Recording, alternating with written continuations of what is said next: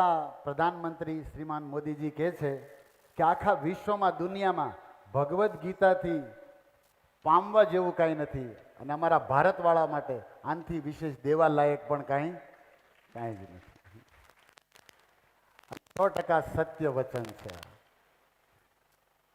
આ તો સત્ય છે, પણ એક અત્યારે બીજું સત્ય છે,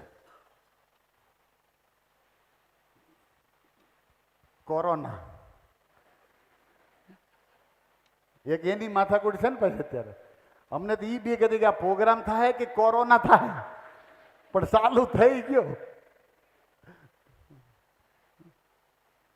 જુઓ, મેં તો તમને એ જ કહેવા માટે આવ્યો છું કે બધું ઈશ્વરને આધીન છે. જીવન મરણ કોને આધીન છે? ઈશ્વરને. પણ ધ્યાન રાખવું, સુરક્ષા કરવી.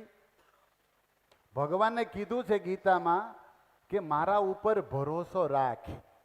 મારા ભરોસે હું તો રે બેઠો રે એમ નથી કીધું, મારી ઉપર ભરોસો. આ તો આપણે એમ કીધું ભરોસે બેહી રહેવાનું કીધું, ભરોસો રાખવાનું કીધું. યુદ્ધ તારે કરવાનું.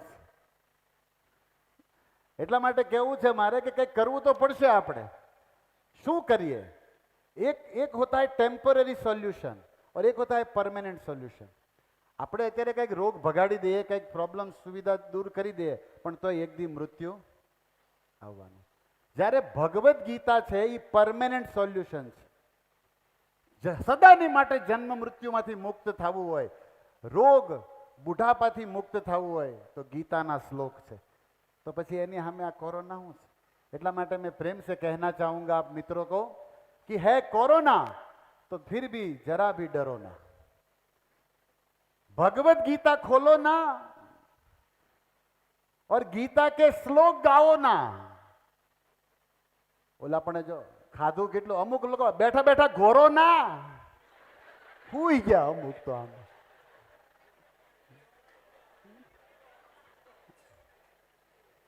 અને હજી અમુક સિરિયસ બેઠા. જો તમને દાંત આવતા હોય ને તો હસી કો રોકો ના. ઘણા એટલા સિરિયસ બેઠા ને એમ થાય કે એને ખાનદાનને આપણે જ માર્યું છે. देखो, मुस्कुराना भी एक भक्ति है. मधुराधिपते अखिलम मधुरम. કૃષ્ણના ભક્તોએ તો યાદ જ રાખવું જોઈએ, કોઈ દી કાળા મોઢા કરવા નહીં. અમથાય હોય અને એમાં પાછ સડાવીને બેહે. જો બહુ બોલે નહીં હારા, પણ મીસલા બિલકુલ નહીં હારા. અને આ કાઠિયાવાડી લોકો સમજે.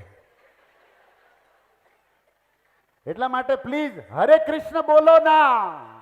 હરે કૃષ્ણ હરે કૃષ્ણ કૃષ્ણ કૃષ્ણ હરે હરે હરે રામ હરે રામ રામ રામ હરે હરે.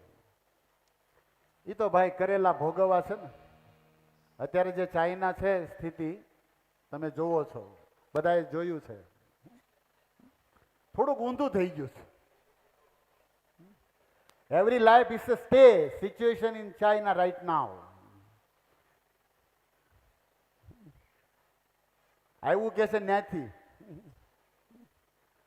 જે પશુ પક્ષીઓના આપણે હવે ઓલા બહાર થઈ ગયા, આવડા મોઢા બાંધીને અંદર છે. પણ આપણે ભારત વાળાને બીવાની જરૂર નથી. આપણે ઉઘરાણી વાળા જ ન બીતા હોય તો કોરોના ઉઠી છે.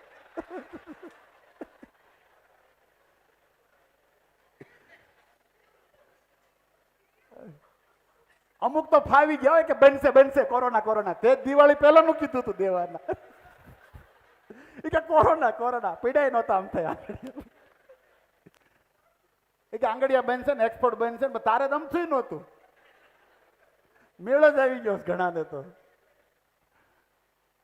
But in this world nothing is permanent. ભક્તો યાદ રાખજો, અહીંયા કાંઈ પણ વાસ્તવિક નથી. સુખ હોય તોય રહેવાનું નથી, દુઃખ હોય તોય રહેવાનું નથી. એટલે આપણે મૂંઝાવા જેવું નથી. જે અહીંયા સુખી કોણ છે ખબર? જે જાણી લે છે કે અહીંયા સુખ નથી. આપણી તકલીફ શું છે કે આપણને જ્ઞાન ઓછું છે, પણ મને જ્ઞાન છે એનું અભિમાન વધારે છે. મને એટલા માટે મને જ્ઞાન છે એ અહમ છે. અને તમને બિલકુલ જ્ઞાન નથી, એ મારો વહેમ છે. આ ભગવદ્ ગીતા આ બે વસ્તુ આપણે જીવનમાંથી કાઢશે. મને બહુ જ્ઞાન છે એ શું છે? અહમ. અને તમને કાંઈ જ્ઞાન નથી, એ મારો વહેમ. ભગવદ્ ગીતાના ચિંતનમાં બેઠેલા મિત્રોને સંદેશ છે કે અહમ એ આત્માનું કેન્સર છે. અહમ એ આત્માનું કેન્સર છે અને ભગવદ્ ગીતાના શ્લોકો એની ઔષધિ છે. તો ભગવદ્ ગીતા આ બધા અહેમનું, વહેમનું, અભિમાનનું એકમાત્ર દવા છે. રોજ નિત્ય ભગવદ્ ગીતા વાંચવી, ચિંતન કરવું, સમજવું આપણો બધાનો સ્વધર્મ છે. એક નાની એવી સ્ટોરી કહેવા માંગુ છું તમને, પદ્મ પુરાણની, ભગવાન વ્યાસની લખેલી. અને આના વક્તા છે સ્વયં વિષ્ણુ અને આના શ્રોતા છે એમના ધર્મપત્ની લક્ષ્મીજી. વૈકુંઠમાં બહુ સુંદર દ્રશ્ય છે. ભગવાન વિષ્ણુ શેષ શૈયા ઉપર સુંદર રીતે મંદુર મુસ્કાન સાથે, કમળ જેવી ખોલેલી આંખો સાથે બેઠા છે. અને લક્ષ્મીજી જે રોજ એમના ચરણોમાં સેવા કરે, ભગવાન સૂતા હોય તો લક્ષ્મીજી સેવા કરે. ભારતની નારીઓને લક્ષ્મીજી સંદેશ આપે કે પતિને પગે પડાય, માથે નહીં. પગે જ પડાવે ને, ના જ બેઠા હોય. કોઈ દી લક્ષ્મીજી તો ઓલામાં તો હોય નહીં, ચરણોમાં બેઠા હોય. એ ચરણ સેવાથી ભગવાન વિષ્ણુ પ્રસન્ન થયા અને એને કીધું લક્ષ્મીજીને કે મને લાગે છે કે તું મને સાંભળીશ, તું સતી છો, ધર્મપત્ની છો. લક્ષ્મીજી એકદમ આંખો નીચી, મંદ, લાજ શરમ ઘરેણાથી મુખારવિંદ. એને કીધું હા પ્રભુ, દાસીને શું કહેવું છે? એને કીધું મારે તને ભગવદ્ ગીતાની એક કથા કહેવી છે. વિષ્ણુ ભગવાન કહે છે ધ્યાનથી સાંભળજો, વાર્તા વાર્તા ભાભાટોર સારતા એવું નથી, સાચું છે, ટાઈમ પાસ નથી કરવો. પદ્મ પુરાણ ગીતા મહાત્મય ભગવાન વ્યાસ ઉવાચ, અને એની અંદર વિષ્ણુ ઉવાચ. લક્ષ્મીજી સાંભળે છે એટલે કે છે. અને આ બધા વિષ્ણુને ખબર પડે ઘરે જઈને લક્ષ્મીજીને આવું કહેવાય. પણ ઘણા કે સાંભળે તો કહેવાય ને, સંભળાવે શું કે. દેવી એકવાર પુરુતકુત્સ નામના નગરમાં, મદ્ર દેશમાં એક બ્રાહ્મણ રહેતો હતો. જો ભગવાને ચાલુ કરી કથા, ગીતા ચિંતન કરવા બેઠા છે, ગીતાનું મહાત્મય, ગીતાની ગ્લોરી સાંભળી રહ્યા છે કે ગીતાનું શું મહત્વ છે. મેં તમને પહેલા આધુનિક બધા અર્વાચીન ઉદાહરણો આપ્યા. હવે હું તમને શાસ્ત્રોથી ભગવદ્ ગીતાના મહત્વ વિશે કંઈક પ્રકાશ દેવા માંગુ છું. અને મને વિશ્વાસ છે અહીંયા બેઠેલા ગુજરાતીમાં કોઈ એવો નહીં હોય જેના ઘરે ભગવદ્ ગીતા નહીં હોય. કદાચ આ કથા સાંભળીને એને એકવાર જીવનમાં મનમાં આવે કે મારે ગીતા વાંચવી જોઈએ, તો મને લાગે છે કે આજનો દિવસ ખર્ચો સફળ. આટલો એકવાર વિચારે આવી જાય તો. ભગવાન વિષ્ણુ બોલ્યા, એ જે બ્રાહ્મણ હતો એના લગ્ન થયા. હવે એ બેના નામે લખ્યા છે, પણ એ નામ આ કોકના હશે એટલે મારે લેવા નથી. અને એને દુઃખ લાગે એવું છે. પછી ક્યારેક મળ્યો તો કહી દેશે, અથવા તમે વાંચી લેજો. કોઈના નામ હોય ને પછી એને લાગુ પડી જાય અને એને કોઈ કંઈક કહે એટલે આપણે અનામી રહેવા દે. હવે બ્રાહ્મણ છે ને, બહુ શાસ્ત્ર બુદ્ધિથી વાંચતો, નીતિ નિયમનું પાલન કરતો, પવિત્ર જીવન જીવતો. પણ ભગવાનને કરવું શું કરવું? કર્મ અનુસાર બુદ્ધિ મળી હોય અને કર્મ અનુસાર બુદ્ધિ વય પણ જાય. તમારા ગામમાં એવું થાય? અમુક બુદ્ધિમાનોનું ફરી જાય છેલ્લે છેલ્લે, અને અમુક માણસ અચાનક ક્યાંથી ખબર નહીં એટલી બધી બુદ્ધિ આવી જાય ને બધો જમાવી દે. કર્મ ફરે ને વિનાશ કાળે, તમે કહેવત સાંભળી છે, વિપરીત બુદ્ધિ, એનો વિનાશ થવાનો એટલે બુદ્ધિ એમ થવા માંડે. ભગવદ્ ગીતા જે અત્યારે તમે સાંભળો છો ને, આપણે યજ્ઞ કરી રહ્યા છે, અને આને ગીતામાં બુદ્ધિ યજ્ઞનો યજ્ઞ કીધો છે. અને જે ઓલા હોમ હવન કરીએ ને આપણે, સ્વાહા સ્વાહા, એની કરતા શ્રેષ્ઠ. કેવી મજા આવે સોફે બેહીન ખાઈને હુવાની, એટલે સાંભળવાની. આ યજ્ઞ તો કેટલો સારો પડે, નો ધુમાડો નીકળે, નો બિલ આવે, નો આંખ્યું બળે, અને પાછો શ્રેષ્ઠ. 18મા અધ્યાયમાં કૃષ્ણ કહે છે, ધર્મ સંવાદ, હે અર્જુન, તારો ને મારો આ સંવાદ થયો, આ કોઈ સાંભળે, ગાય, ચિંતન કરે તો એ બુદ્ધિ યોગથી મારી પૂજા કરે. અને 5મા અધ્યાયમાં ઠાકોરજી કહે છે કે દ્રવ્ય મયાદ યજ્ઞાત બુદ્ધિ આ શ્રેષ્ઠ છે, જ્ઞાન યજ્ઞ જે આપણે કરી રહ્યા છીએ. એક બીજી પણ વાત કેવી છે, જો કથાની અંદર સંદેશ, ભગવાન કૃષ્ણ રક્ષા કરે ને તો કેવલ સુદર્શન ચક્રથી તે રથ ચલાવીને તે અર્જુનનો, એવું નથી. ભગવાન વ્યાસે એક બહુ સરસ શ્લોક લખ્યો છે, ન દંડ દેવા આયાતી રક્ષંતી પશુપાલવત. જેવી રીતે ઢોર ચરાવવા વાળો લાકડી લઈને ગાયોને ને ભેંસુને વારે ને મારે ને પાલન કરે, ભગવાન એવું કરતા નથી. આપણે ગુજરાતીમાં કહે છે ને, ભગવાન કાંઈ લાકડી લઈને મારવા આવતો તો ક્યાં મારે? પાઘડી હોતો તોલો કરે બજારમાં, થઈ ગયો હોય ઘણાનું. જેવી રીતે અહીંના લોકો પશુ પક્ષીઓને પાલન કરે, પોષણ કરે દંડાથી, એવી રીતે ભગવાન નથી કરતા. તો પછી કઈ રીતે કરે? તો ભગવાન વ્યાસ સરસ જવાબ આપે છે, યસ્ય રક્ષ ઈચ્છંતી, જેની ભગવાન રક્ષા કરવા માગે છે, તત્ર બુદ્ધિ દદા, એને બુદ્ધિ દઈ દે છે. અને એ બુદ્ધિથી જ પોતે પોતાની રક્ષા, સુરક્ષા અને સદગતિને પામી જાય. અને જેનું મારવાનો, જેને દુઃખી નરક પતન, એની બુદ્ધિ હરી લે. ભગવાનની રક્ષા કરવાની સ્ટાઇલ જો, એ બુદ્ધિ જેનું કલ્યાણ કરવું, બુદ્ધિ એવી આપી દે, એ માણસ પોતે ને પોતે આગળ વધતો જાય. તો જેને રક્ષા કરવી બુદ્ધિ, એટલો કહેવાનો ભાવ શું છે ખબર મારો, કે ભગવાન કૃષ્ણએ અર્જુનની રક્ષા કુરુક્ષેત્રના મેદાનમાં પહેલા દિયે જ કરી નાખી. કઈ રીતે? શ્રીમદ ભગવદ ગીતા સંભળાવી. પછી એના શરીરની રક્ષા અસ્ત્ર શસ્ત્રથી બચાવવાનું, એ તો ગૌણ કામ હતું, સેકન્ડરી કામ. અર્જુનની જે બુદ્ધિ ફરી ગઈ હતી, જે બુદ્ધિ બગડી ગઈ હતી, એ ગીતાના જ્ઞાનની બુદ્ધિ આપીને ભગવાને રક્ષા તો એની યુદ્ધ પહેલા કરી નાખી. સમજાય? એને વંદન. પછી જે શારીરિક રક્ષા છે એ તો ભગવાને બચાવ્યો અર્જુનને આ શસ્ત્રોથી ને, પણ વાસ્તવિક રક્ષા શરીરની રક્ષા નથી. વાસ્તવિક રક્ષા ચેતનાની, બુદ્ધિની રક્ષા છે, જે ગીતાના જ્ઞાન દ્વારા અર્જુનને કરી. તો હું તમને એ કહેવા માંગુ છું કે આ બ્રાહ્મણ જે છે બહુ સંસ્કારી વિદ્વાન હતો. ભગવાન વિષ્ણુ કથા સંભળાવે છે અને એમાં એની થોડી મતિ ફરી, એને વેદમાં, શ્લોકોમાં ઇન્ટરેસ્ટ વયો ગયો. અને શેમાં રસ જાગ્યો જાણો છો? સંગીતમાં. એને શેમાં રસ જાગ્યો? એ મંડ્યો હાર્મોનિયમ ક્લાસ શીખવા અને જવા મંડ્યો, શ્લોકો જવા દીધા, વેદનું યજ્ઞનું કામ છોડી દીધું. અને શેમાં રસ આવવા માંડ્યો? હાર્મોનિયમમાં, તબલામાં, સારંગીમાં. અને આ સારું કહેવાય, એમાં કાંઈ ખોટું નથી. જુઓ, શ્રીમદ ભગવદ્ ગીતા જીવન જીવવાની કળા શીખવાડે છે આપણને, મને ને તમને. આ હાર્મોનિયમ છે ને, આ બેન્જો છે ને, દુકાનેથી લાવી શકાય, પણ એને વગાડવાની કળા દુકાનેથી મળે? એ કોઈ ગુરુ પાસે જવું પડે કે નહીં? આપણે બુક્સ ઘરેથી લાવીએ કે તબલો લાવી નાખું, પણ એને કેમ વગાડવું એ કોઈ ગુરુ પાસે શીખવું પડે. એમ ભગવદ્ ગીતા તે મંદિરેથી ઘરે તો લાવી નાખીએ, પણ ગીતાને ભાવને અર્થ સમજવા માટે કોઈ પ્રેમી વૈષ્ણવ ગુરુ પાસે જવું પડે છે. આ બહુ સમજવા જેવો મુદ્દો છે. કારણ કે એ શ્લોકો સમજ્યા પછી પણ અવળા અર્થો કરવાના, અધૂરા અર્થો કરવામાં લોકોના, વિદ્વાનોના જીવન વયા ગયા છે, એવું ઇતિહાસ કહે છે. પણ એ ગુરુ પાછા ગુરુ હોવા જોઈએ.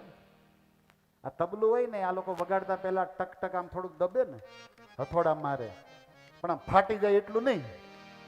એમ ગુરુને પછી ખબર હોવી જોઈએ શિષ્યને. કુંભારના ઉદાહરણ આપ્યા શાસ્ત્રોમાં, ઘડો ઘડે ને એમ ગુરુ એવી રીતે ઘડતર કરે. એવા કોઈ ગુરુ પાસે જવું પડે ત્યારે સમજાય. અને આ ગુરુ પાસે ગયો સંગીત કળા શીખવા માટે. પણ સંગીતની વાત નીકળી છે તો એક વાત યાદ આવી. કોઈએ પૂછ્યું વાંસળીને કે તું શ્યામને કેમ વાલી છે? હે વાંસળી, તું શ્યામને કેમ વાલી છો? વાંસળીએ કીધું કે હું અંદરથી ખાલી છું એટલે શ્યામને વાલી છું.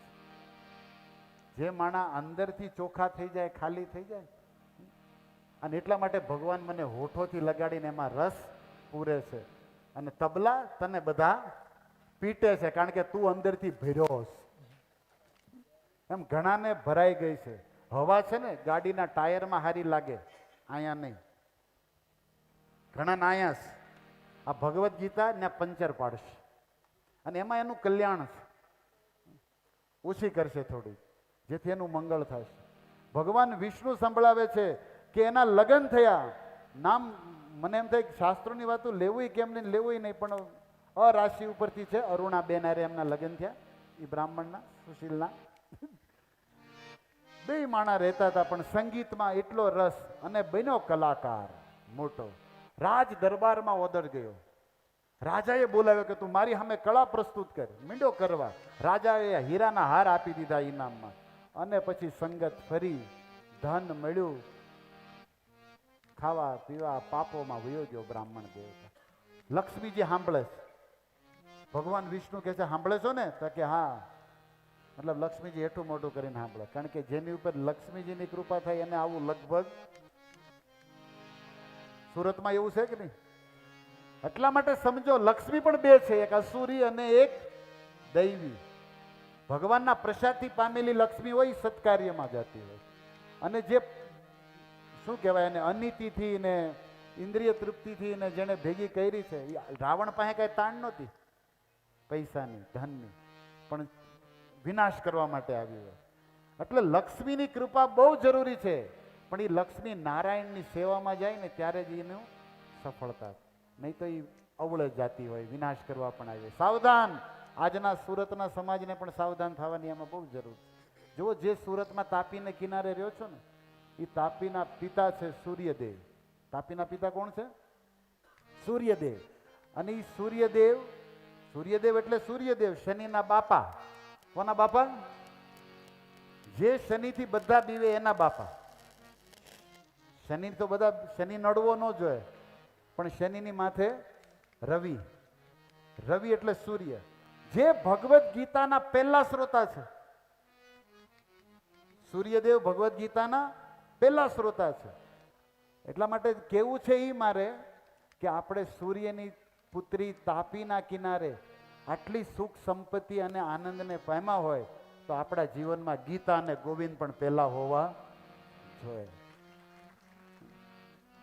નહીં તો આપણે જ આપણા વિનાશ કરતા થઈ જશું. એટલે આવા કાર્યક્રમોની આ યુગમાં બહુ જરૂર છે. ભગવાન લક્ષ્મીજીને કહે છે કે એ બ્રાહ્મણ બગડી ગયા, પાપમાં વિકર્મમાં દેવી લાગી ગયા. સૌભાગ્યથી દેવીના જેની હારે લગ્ન થયા હતા એ એના સંગમાં એવી થઈ ગઈ. હવે અન્ય બધે મન લગાડતી સ્ત્રી હતી. એકવાર શું થયું, એ બ્રાહ્મણ ઘરે આવ્યો પૈસા કમાઈને, વ્યસન કરીને. એમની પત્નીએ એમના મોઢામાં અંગારા એટલે કે આપણે શું કે દેતવા મોઢામાં નાખી દીધા અને એને મારી નાખી. પતિની હત્યા. લક્ષ્મીજી આ સાંભળવું જ એની માટે આશ્ચર્ય તો આવું બને, પણ ભગવાન વિષ્ણુ બોલે સત્ય વચન. દેવી પતિને મારી નાખ્યો. પતિએ પાપ બહુ કર્યા હતા, નરકમાં ગયો યમરાજ પાસે. યમરાજ એને ઘણા વર્ષો નરકમાં રાખ્યો પાપ ધોવા માટે, અને પછી એને પક્ષીનું શરીર મળ્યું, ગરુડનું. ચીલ, ગીધ કે ને, ગીધ, વલ્ચર અંગ્રેજીમાં, એ ગીધ બન્યો. અચ્છા, ઓલી જે દેવી હતી એને તે ભયાનક શરીરમાં રોગ થઈ ગયો, એ પણ મરી ગઈ, એ પણ નરકમાં ગઈ. યમરાજાએ એને નરકમાં યાતના આપ્યા પછી એને પણ પક્ષીનું શરીર આપ્યું, ચકલીનું.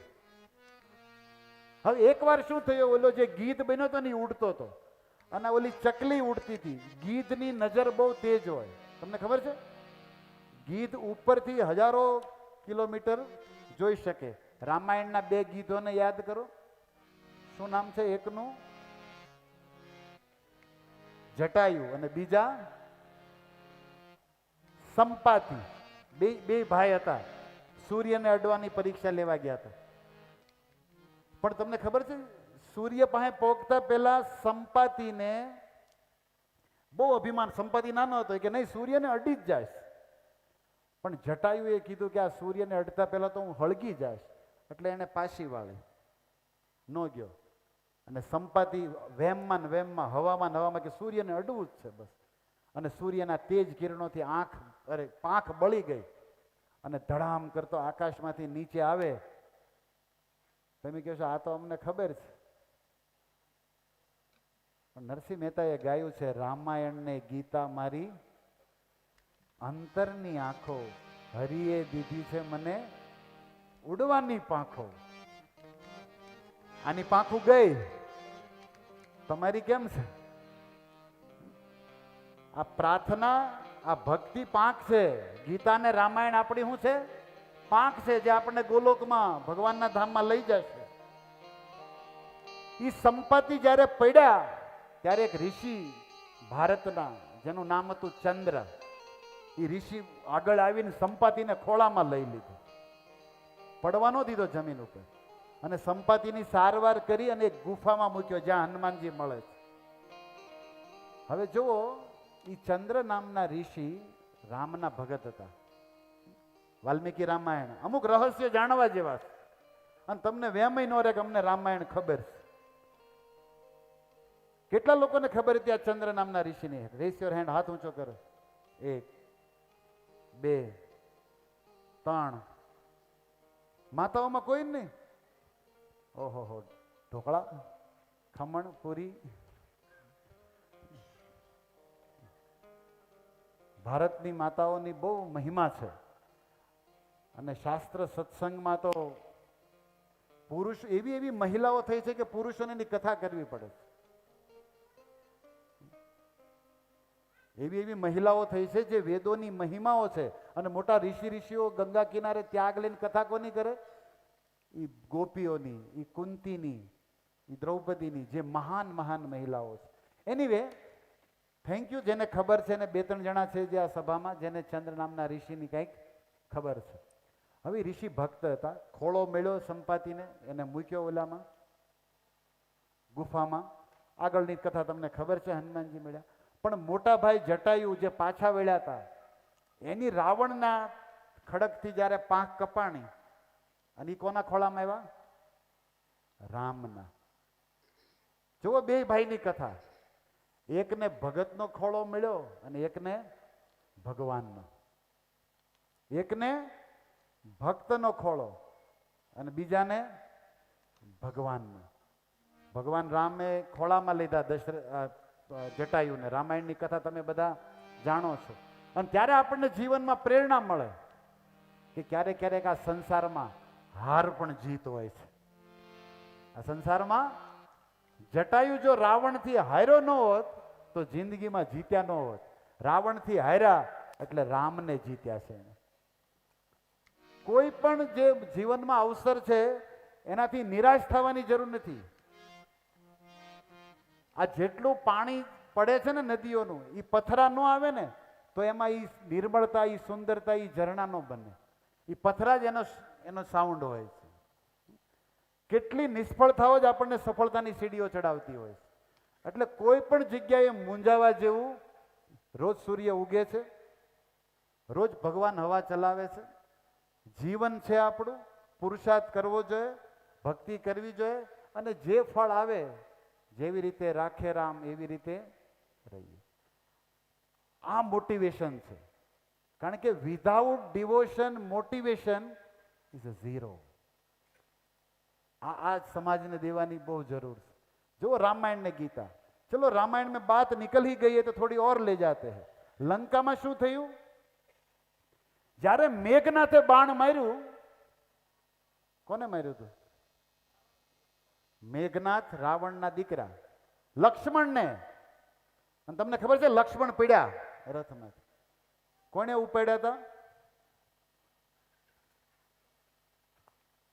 શ્રી બજરંગ બલી કી. તમને ખબર હોય કે ન હોય, લક્ષ્મણ જેવા જમીન ઉપર પડ્યા તો હનુમાનજી એને ઉપાડી લીધા હતા. અને હનુમાનજી એટલે કોણ? રામના દાસ, ભગત. અને હનુમાનજી એ લઈને કોને આપ્યા હતા? રામના ખોળામાં. હવે વાત સાંભળો. સંપાતિ કહે છે કે હું ભાગશાળી છું કે મને ચંદ્ર નામના ઋષિ ભગતનો ખોળો મળ્યો. જટાયુ કહે છે ભાઈ તારી કરતા ભાગશાળી હું કે મને ભગવાન રામનો ખોળો મળ્યો. લક્ષ્મણજી વચ્ચેથી કહે છે કે તમારી બે કરતા ભાગશાળી હું કે મને ભગત હનુમાનનોય મળ્યો અને ભગવાન રામનોય મળ્યો. મને બે, ઓલા બે એક એક છે. જટાયુને ભગવાનનો મળ્યો પણ ભક્તનો નહીં. ઓલાને ભક્તનો મળ્યો પણ ભગવાનનો નહીં. પણ લક્ષ્મણજી શું કહે છે? મને બેયના ખોળા મળ્યા. અને એ આપણને શીખવાડે છે કે આપણે તે એવા ગુરુના ચરણોમાં માથું મૂકવાનું છે જે આપણને ખોળામાં લઈ અને રામના ખોળામાં મૂકી દે. ત્યારે તમને ઓલું સૂત્ર સમજાશે કે ગુરુ એને કહેવાય જે જગત ગુરુ ગોવિંદ પાસે લઈ જાય. અને એવા ગુરુને આપણા શીખ સંપ્રદાયમાં ગુરુ દ્વાર કહે છે. આજના ગુરુ તો દિવાલ થઈ ગયા છે. આડા ઉભા રહે કે બસ હું જ ભગવાન, મને જ મગે લાગો. ગુરુ શું છે? ભગવાન પાસે જવાનું ગુરુ દ્વાર છે. અને અત્યારના ગુરુ શું થઈ ગયા? ગુરુ દિવાલ. ભગવાનની ને આપણી વચ્ચે. એટલે સાવધાન સમાજ. ગુરુની મહિમા છે ત્યારે જ જ્યારે એ ગોવિંદના ચરણોમાં લઈ જાય. ગોવિંદથી આઘા રાખતા હોય તો પદ્મ પુરાણમાં વ્યાસ ભગવાન કહે છે કે એ ગુરુ તમને જે રૂપે મળ્યા છે ને એ પૂર્વ જન્મના કોઈ દુશ્મન હશે જે તમારા જીવનમાં ગોવિંદને છોડાવીને પોતાને પકડાવે. આટલા સ્પષ્ટ વચનો વ્યાસના છે. શ્લોક સાથે નંબર સાથે કહી શકું છું. વ્યાસ વચન પદ્મ પુરાણ. એટલે સાવધાન સમાજ. ખોળાની વાતો નીકળી ગઈ, રામાયણ ને ગીતા. હું તમારી પાસે મૂળ વાત કરું છું ગરુડ અને ચકલીની. ગીધ અને પ્રભુજી શું બન્યા છે? ગીધ. ગીધ કી દ્રષ્ટિ અપાર. રામજીને હનુમાનજીને ઓલો સંપાતિ કહે છે કે મેં દેખત તુમ દેખત નહીં. હું સીતા જોઉં છું, તમને દેખાતી નથી, કારણ કે મારી દ્રષ્ટિ અપાર છે. ભક્તો, ગીધ બહુ ઊંચા ઉડે. ચકલી તો એકદમ આકાશનું બહુ નાનું એવું પક્ષી છે. અમુક રેન્જમાં જ ઉડીએ કે એની પાંખો બહુ નાની હોય છે, જે વધારે ઉડી શકતી નથી. પણ ડિવોશન મોટિવેશન જ્યારે છે તો તમને એક સ્ટોરી હજી કહીશું. આમાં કથાની અંદર કથાનો રસ છે. બસ શરત એટલી છે કે જાગતા રહેજો. એકવાર શું થયું? એક જંગલમાં આગ લાગી. જંગલમાં આગ લાગી. સંસાર દાવા. જંગલની આગને શું કે? દાવાનળ. અને એવામાં એક ચકલી જંગલની આગને જોઈને ઉડતી ઉડતી નદીમાંથી પાણીનું ટીપું લે અને ઝાડવા ઉપર નાખે. નદીમાં પાણીનું ટીપું લે, ઝાડવા ઉપર નાખે. હવે નાની એવી ચકલી પાણીનું ટીપું નદીમાંથી લઈને આગ કઈ ઓલવી છે ને? આખા જંગલમાં લાગેલી આગ. એ એવું કરતી હતી ને 10-15 વાર બિચારી ચાંચમાં પાણી લીધું. એવામાં એક કાગડો આવ્યો. સુરતમાં છે કાગડા ખરા પાલટી ઘણા એમ. એ કાગડો જોતો હતો. એને કીધું, હે ચકલી, મૂર્ખ. એટલે ચકલી બિચારી જંગલની આગ ઓલવતી. એ કે શું કરે? એ કે જોતો નથી ભાઈ, આ આગ લાગી છે, ઝાડવા બળે, ફળ ફૂલ નષ્ટ થાય, પશુ પક્ષી, એટલા માટે હું પાણીનું નદી નાખીને ટીપા પાડું છું. તો ઓલો કાગડો દાંત કાઢવા માંડ્યો. તારા ચાંચના પાણીના ટીપાથી જંગલની આગ ઓલવાશે? મૂર્ખ, બેઠ સાની મની. ઓલી ચકલીએ કીધું, ભાઈ મને ખબર છે કે મારી ચાંચના પાણીના ટીપાથી જંગલની આગ નહીં ઓલવાય, પણ આજ નહીં તો કાલ એક દી તો ઓલવાશે. એક દી ઓલવાશે કે નહીં? કાગડો કે એક દી તો ઓલવાશે, પણ તું બેઠી રહે. ત્યારે ચકલીએ જે જવાબ આપ્યો ને જીવનમાં લેવા જેવો છે. એને કીધું, મને ખબર છે કે મારી આ મહેનતથી જંગલની આગ નહીં ઓલવાય, પણ એક દી ઓલવાશે. અને જે દી જંગલની આગ ઓલવાશે તો આગ ઓલવવા વાળામાં મારું નામ પણ હશે. કાગડા, બેઠા બેઠા ગામની કહેવાનું, તારું નામ નહીં હોય એમાં. જે દી આગ ઓલવવાનું લિસ્ટ બનશે એમાં આપણું નામ હશે કે આ બેને થોડુંક. તે બેઠા બેઠા આ કાગડાઓ સાવધાન. જેને કાંઈ જ કરવું નથી, પોતાનો વ્યવહાર, પોતાનો ધંધો, પોતાનો પરિવાર, એમાં જ આસક્તિ, અને બેઠા બેઠા જે ધર્મના સંતો જેવા કામ કરે એની કાપી, આ કાગડાઓ છે. આવાને શ્રાદ્ધય નહીં મળે, યાદ રાખજો. કોઈના અલ્પ પ્રયાસને પણ વખાણો અને હેલ્પ કરો. નથી ફાવતું તો પોતાનું કામ કરો.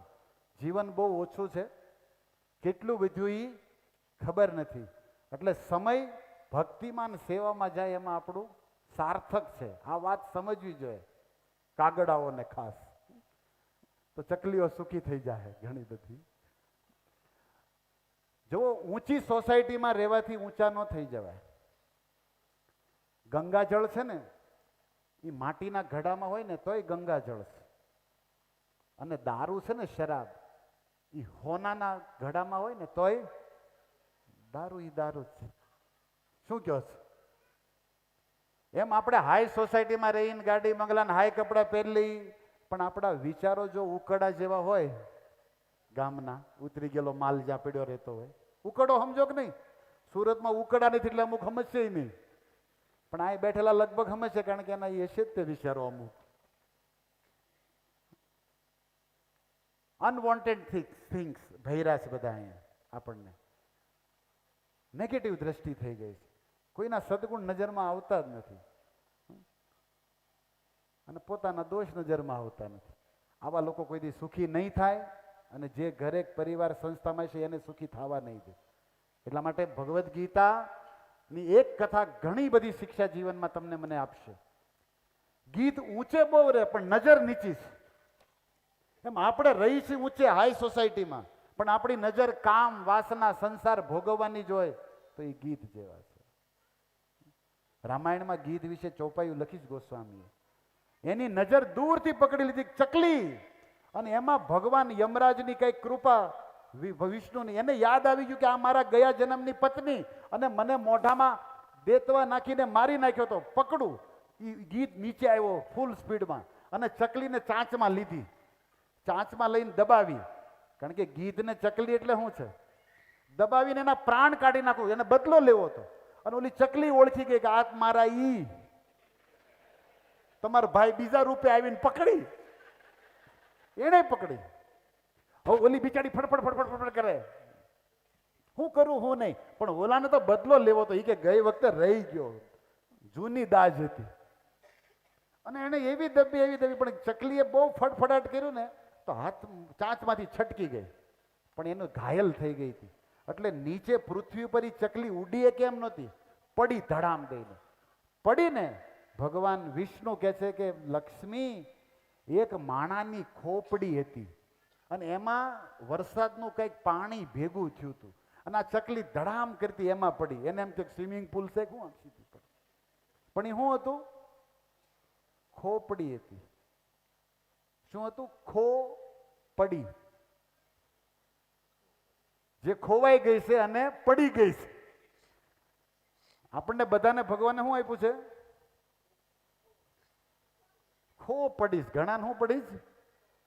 खो पड़ो, खो पड़ी, जो गुम गई है, गुम हो चुकी है और गिर चुकी है, सबके पास है. ભયાનક છે આ ખોપડી છે ને, એનો તો એક અલગ જ ઇતિહાસ છે. પણ એ ગીતા મારે કહેવી છે એટલે ખોપડીને ત્યાં નથી બતાવતો. શંકર ભગવાને ભલે માળા પહેરી ખોપડીઓની, એને વંદન કરી દે. જેવી પડીને એમાંથી ચકલીનું શરીર છૂટી ગયું, મરી ગઈ, અને એક દિવ્ય તેજસ્વી વૈકુંઠનું સ્વરૂપ પ્રાપ્ત થયું અને ઉડતી ઉડતી વહી ગઈ. ઓલો ગીધ વાહે પડ્યો તો એની, કારણ કે હાથમાં જ છટકી હજી મારું, પણ જેવી ના પડી તો ઓલી ચકલી તો પડતાની સાથે મરી ગઈ, પ્રાણ વયા ગયા અને આકાશમાં ચતુર્ભુજ થઈને, અને જેવો એ પડ્યો ઓલો ગીધ ચાંચ, તો એ પાણી એને ઉડ્યું, તો આનું ગીત શરીર પૂરું થઈ ગયું. અને આ પણ 4 શંખ, ચક્ર, ગદા, પદ્મ ભગવાન વિષ્ણુનું સ્વરૂપ પામીને એ આકાશમાં ઉડવા માંડ્યો. આ બે માણસ જાતા હતા. લક્ષ્મીજી કે 1 મિનિટ, રાત પડી એટલે ફેંકવાનું કઈક હદ હોય કે નહીં? અમે કઈ બોલતા નથી એટલે તમે તો જીકાજી.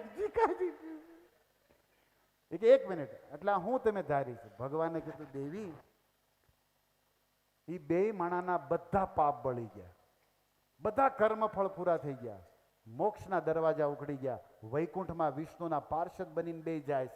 ત્યારે લક્ષ્મીજીએ પૂછ્યું કે એ માળા કરતા હતા, 11 રહેતા હતા, કોઈ ધર્મમાં દાન આપ્યું હતું, એવું તમે કઈ કીધું નહીં પહેલા, આવી રીતે કેમ ફળ મળ્યું? ત્યારે કીધું ભગવાન વિષ્ણુએ કે દેવી, એક બ્રાહ્મણ હતો જે રોજ ભગવદ્ ગીતા વાંચતો હતો, 5મો અધ્યાય. કયો અધ્યાય? અને એ ભગવદ્ ગીતા વાંચતા વાંચતા એ બ્રાહ્મણનું શરીર છૂટી ગયું, અને એ ભગવદ્ ગીતા જેણે વાંચી હતી એ બ્રાહ્મણની ખોપડી હતી, અને એનું પાણી ગંગા કરતા પણ પવિત્ર હતું, અને એ પાણીના સ્પર્શથી આના પાપ બળી ગયા અને ભગવાનના ધામમાં વહી ગયા. જે ભગવદ્ ગીતાના શ્લોકો વાંચે એની ખોપડી એટલી પવિત્ર થઈ જાય કે એમાં રહેલું પાણી ગંગાથી પવિત્ર થઈ જાય, અને એ સામેવાળાના પાપ ધોઈ અને એને વૈકુંઠ મોકલી શકે. મર્યા પછી જો ખોપડીમાં આટલો પ્રભાવ હોય તો જીતેજી જે ઘરે ગીતા વાંચશે એ ખોપડીનું શું કેવું શું થાય. અને આ કથા કોણ કે છે? ભગવાન. અને ખાલી 5મો અધ્યાય, એમાં જે 12મો વાંચતા છે એની એક બીજી કથા છે, 15મો વાંચતા છે એની એક ત્રીજી કથા છે, અને જે બધા વાંચતા છે એની કોઈ કથા જ નથી. એ તો ભગવાનને પામી જાય. શ્રીમદ ભગવદ્ ગીતા કી સમજવા જેવું છે કે નહીં? ગીતાનું મહાત્મય ભગવાન વિષ્ણુ કહે છે, દેવી હું કહી ન શકું, ગીતા મારો પ્રાણ છે, અને જે ગીતા વાંચે છે જીવનમાં એ મને પ્રાણથી પણ વાલા છે. ભગવાનના વચનો છે. એ શ્લોક, એ શબ્દો હું તમારી સામે રાખીશ સમય આવે ત્યારે.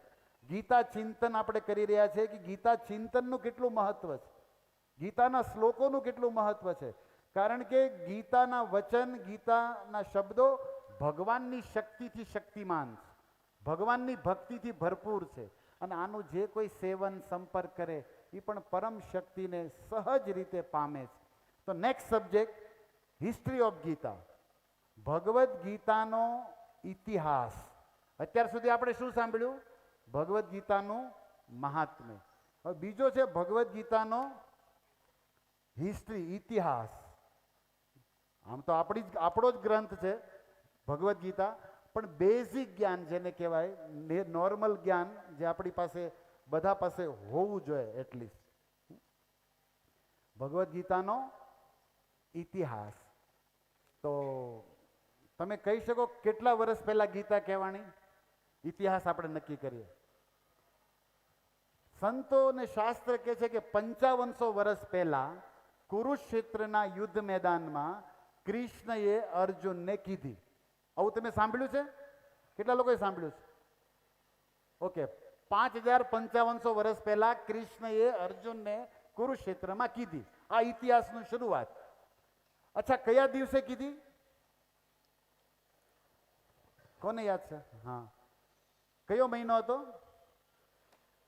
કયો? માગશર મહિનો, એટલે કે બીજો મહિનો કારતક પછી. અને ગીતામાં ભગવાને માગશર મહિનાનું બહુ માહિતી કીધું, મહિનાઓમાં હું માગશર મહિનો છે એમ કીધું. માગશર મહિનાની 11 કઈ હતી? કમસે કમ ખબર હોવી જોઈએ અમુક વાતો ગીતાની, કે માગશર મહિનાની સુદ 11. સ્થાન કયું? કુરુક્ષેત્ર. સમય કયો હતો? સાંજે કીધી, સવારમાં, બ્રહ્મ મુહૂર્તમાં. બ્રહ્મ મુહૂર્ત એટલે સૂર્યોદય પહેલાનું ને સૂર્યોદય પછીનું. તો સૂર્યોદય પછીની જે 1.5 કલાક છે, સૂર્યોદય પહેલાનો 1.5 કલાકના સમયને શું કહેવામાં આવે? બ્રહ્મ મુહૂર્ત. ઘણા લોકો બ્રહ્મ મુહૂર્તમાં જાગતા હશે, સુરતવાળા પાસે આશા ઓછી છે, પણ ઘણા ભક્તો છે જે જાગતા હશે. જે બ્રહ્મ મુહૂર્ત में जागता है वही ब्रह्म को देखेगा. बाकी तो ब्रह्मा છે તે બધા બ્રહ્મમાં નહીં તો બ્રહ્મા એકાદામાં તો છે. બ્રહ્મ મુહૂર્તમાં કીધી. અચ્છા, એવું કે છે વિદ્વાનો કે 45 મિનિટમાં કીધી. કેટલા સમયમાં? એટલે કે 45 મિનિટ એટલે અડધું ચોઘડિયું થયું. 1.5 કલાકનું ચોઘડિયું હોય ને આપણે મુહૂર્ત, અડધા મુહૂર્તમાં. આપણને એમ થાય કૃષ્ણ કેટલા ફાસ્ટર હશે એમ. 574 શ્લોક બોલી ગયા ભગવાન. મારીને તમારી બુદ્ધિમાં આવે એવું નથી કે કેવી રીતે પોસિબલ બને કે ખાલી 45 મિનિટમાં. તો યાદ રાખો, 5500 વર્ષ પહેલા કુરુક્ષેત્ર, માગશર સુદ 11, બ્રહ્મ મુહૂર્ત 45 મિનિટમાં. કોણે કીધી? શ્રી કૃષ્ણએ. એ તો કોમન છે, બધાને ખબર છે કમસે કમ. બીજું, જ્ઞાન મુદ્રામાં કીધી. શેમાં કીધી? જ્યારે ભગવાનને કૃષ્ણ ગીતા કહેતા હતા ત્યારે આને કહેવાય જ્ઞાન મુદ્રા. પ્રપન્ન પારિજાતાય, બોલો, તોત્ર વેત્રેક પાણય, જ્ઞાન મુદ્રાય કૃષ્ણાય, ગીતામૃત દ્રુહે નમઃ.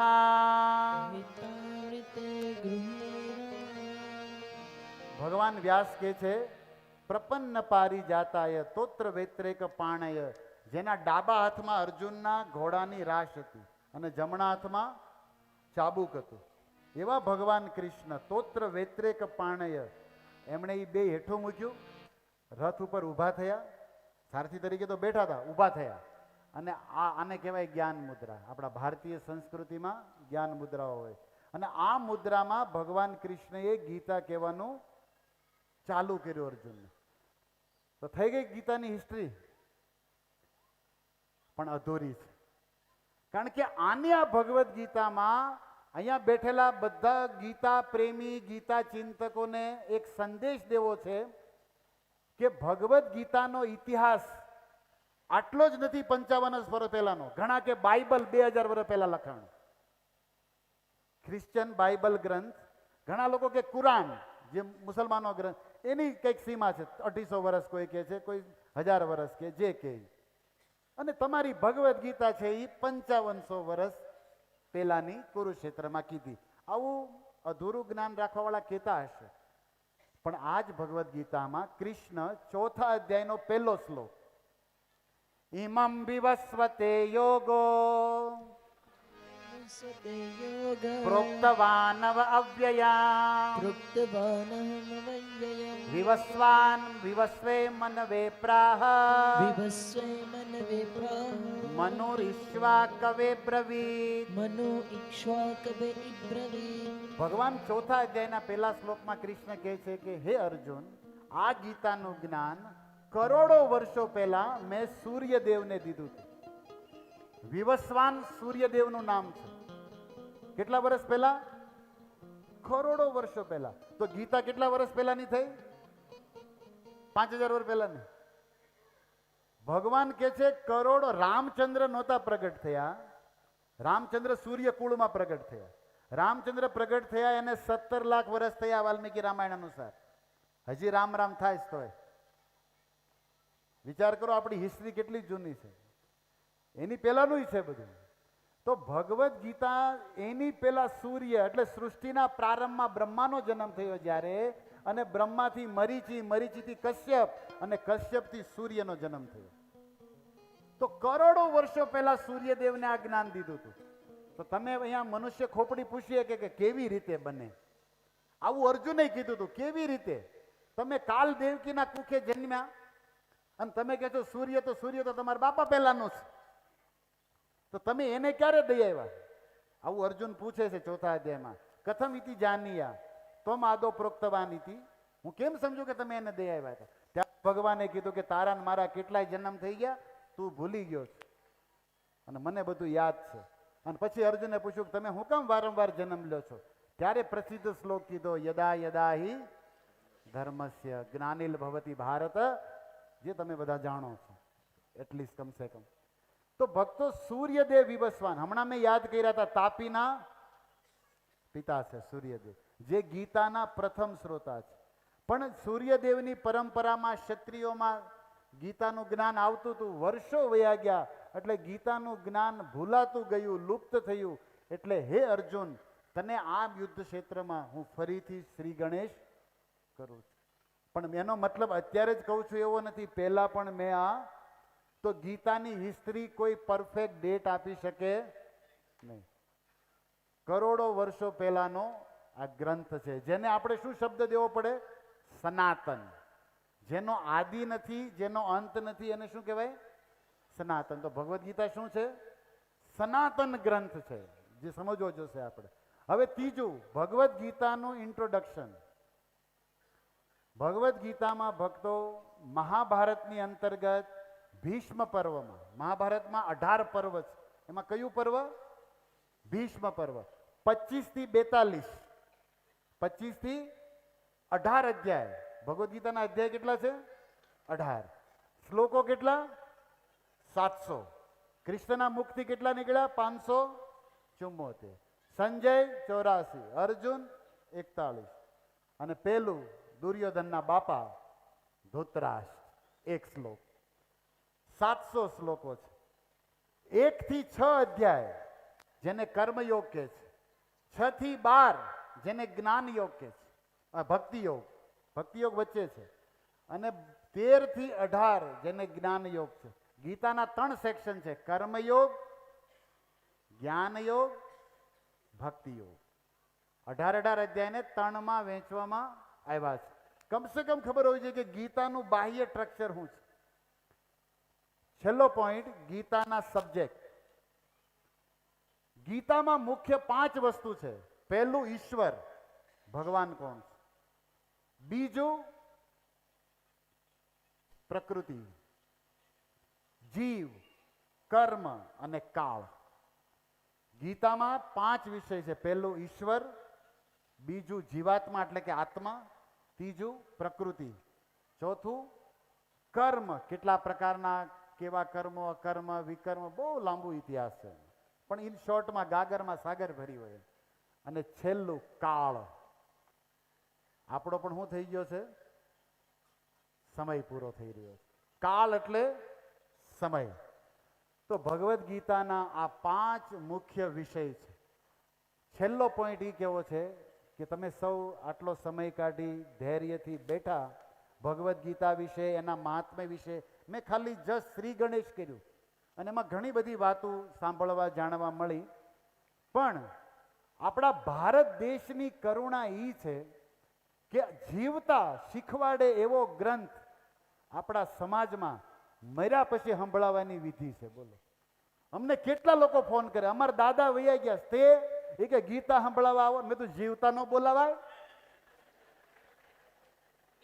બોલો, હવે અમીના જાય તેઓ પાછા, કારણ કે નવરા, કારણ કે અમારે અમારી વાંચવી, દાદા સાંભળે કે ન સાંભળે. તો ના જાય તો દાદા પોગી ગયા હોય, ક્યાં પોગ્યા હોય રામ જાણે. વાંચવી તો કરી, આપણે તો ગીતાના શ્લોકો વાંચીએ. હવે એ કોણ સાંભળે છે બતાવો? આત્માના છે કે નહીં કોઈને ખબર છે? અને એ દાદાને આખું ગામ ઓળખતો હોય, જીવતા મંદિર બાજુ ડોકાણાનો એ પછી સાંભળે. પણ આપણે જ કહેવાની જ, અમારે શું કરવાનું? અને અમને કેટલાય લોકોએ ગીતા વંશાઈ વિંશાઈને હજી કાંઈ આપ્યું નહીં, તો તોડવી નાખ્યા પાલટી.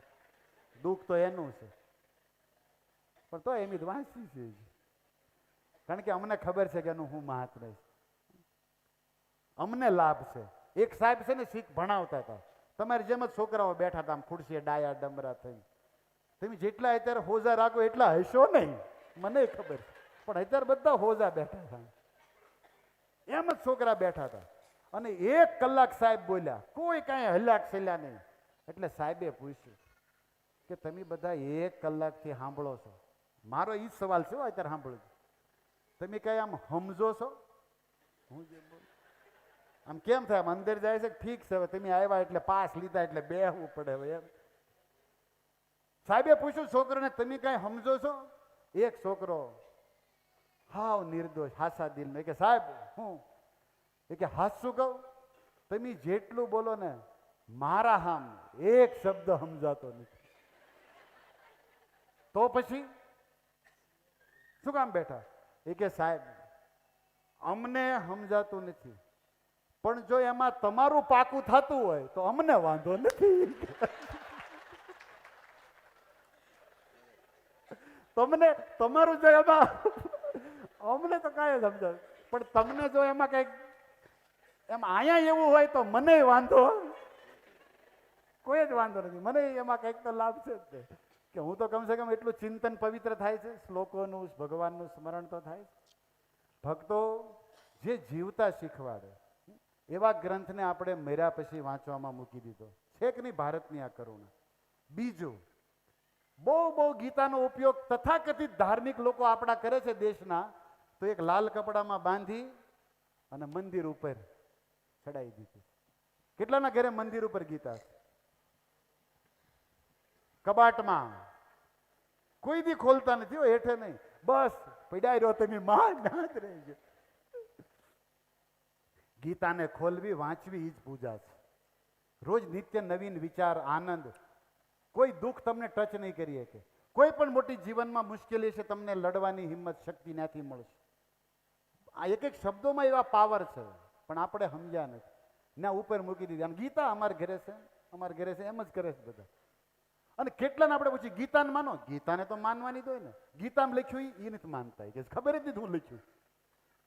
તો ઘણા ગુરુને માને, ગુરુની ન માને, એમ ગીતાને માને પણ ગીતાની અંદર લખ્યું એ માનતા. અને વધીને ભારતની સરકાર પાસે વયા જાઓ, આ ધાર્મિક લોકો પાસેથી, તો ત્રીજો ગીતાનો ઉપયોગ શું કરે? કોર્ટમાં જો ભી કહુંગા સચ કહુંગા સચ કે સિવા, અને ગીતા ઉપર હાથ મૂકીને માણો ખોટું બોલે છે કે નહીં કયો? અહીં કોઈ વકીલ બેઠા છે? કેટલા વકીલ છે? અમારે એક વકીલ છે, બીજા નથી. સારું, આપણે ઓલા ભીખુદાનભાઈ કે ને યાદ આવી ગયું. એને પૂછ્યું કોઈ કે સુખી કોણ, આ સંસારમાં સુખી કોણ? તો દેશી માણા રે ને દેશી દાખલા હોય. સુખી કોણ?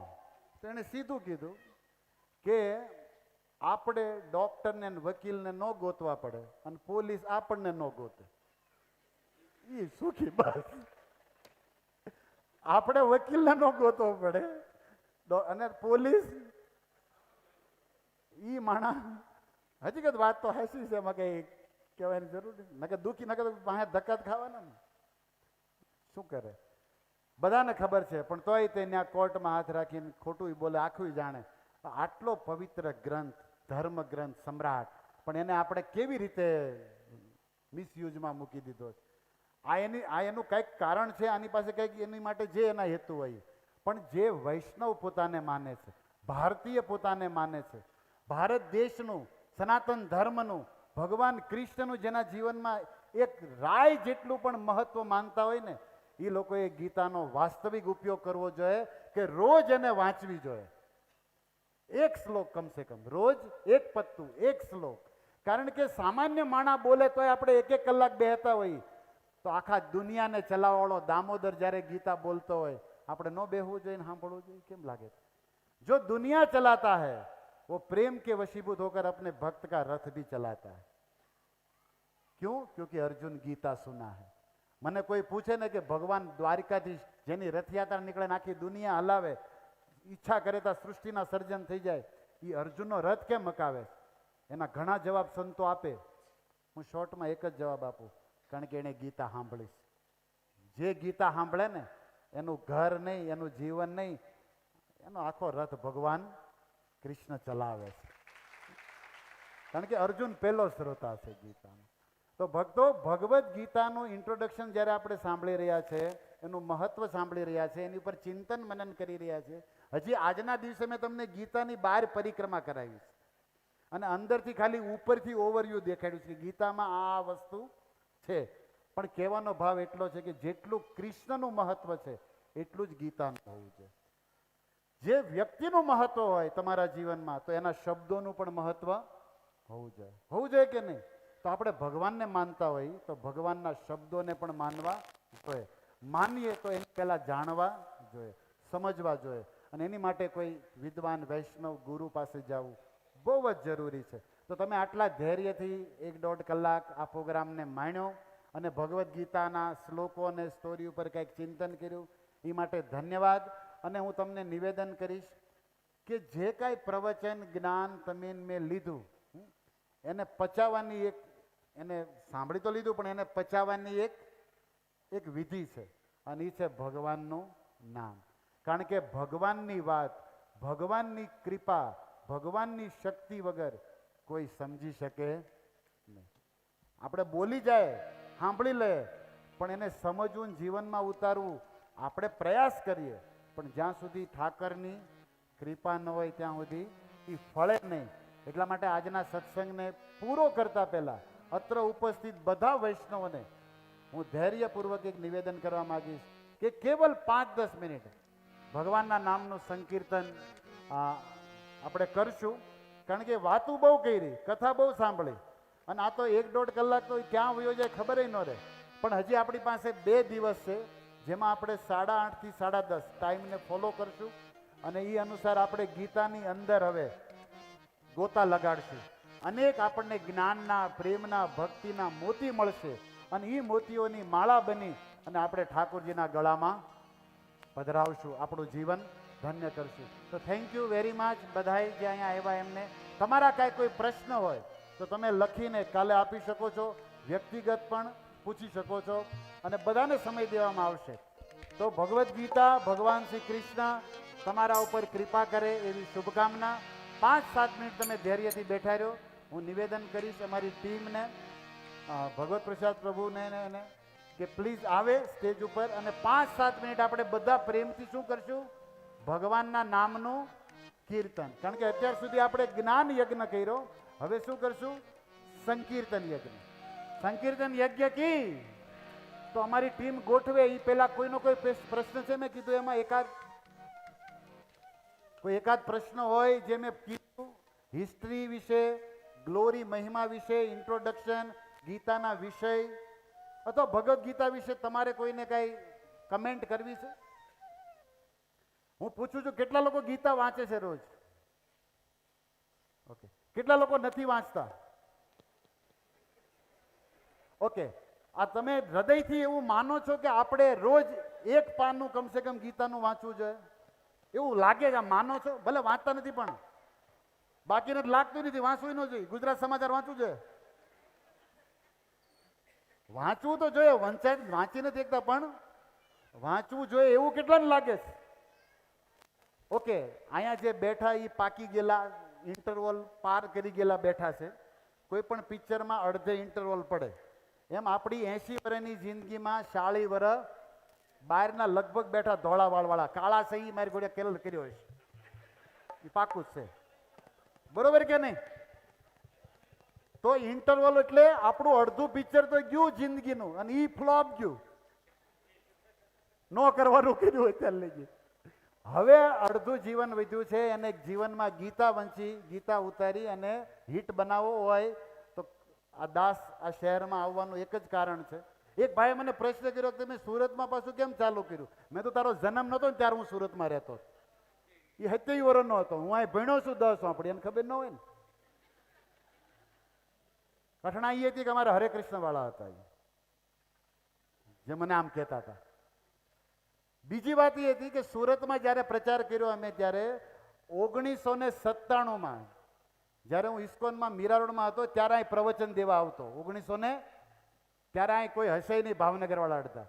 અને એ લોકો એક પ્રશ્ન કરતા હતા કે સુરતમાં તમે સુરતના છોકરાઓને ગલીએ ગલીએ જઈ ભગવદ્ ગીતાના બેઝ, ભગવદ્ ગીતાના શ્લોકો શીખવાડવા, ભગવદ્ ગીતા ઉપર ચિંતન કરાવવું અને એનું જીવન, એના પરિવાર, ધર્મ, ગુરુ, કુળની કીર્તિ વધારે એવા સંસ્કાર દેવા માટે કુંડલ કૃષ્ણદાસ બેક ઇન સુરત. અગર સાથ આપ્યો તો સુરત નહીં દુનિયાનો નકશો બદલશે. બસ સાથ દેને વાલા चाहिए. એક જ ગુજરાતીનું ભજન છે, બહુ સરળ, જોડે રહેજો, અને બીજું એમાં એડ કરું, હખણા રહેજો રાજ. જોડે તો રહેજો પણ હખણાય રહેજો. બોલે કૃષ્ણચંદ્ર ભગવાન કી. પ્લીઝ